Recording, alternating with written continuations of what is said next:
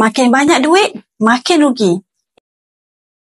Jika anda simpan duit, nanti anda akan rugi dalam jangka masa panjang. Macam mana boleh jadi macam ni?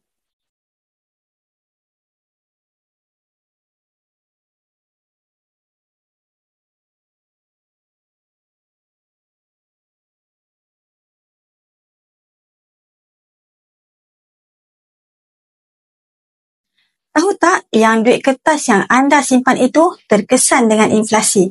Inflasi ni berlaku setiap tahun. Manakala kuasa beli duit ringgit pula akan turun sekitar 10% setiap tahun secara purata. Jika anda simpan duit, nanti anda akan rugi dalam jangka masa panjang.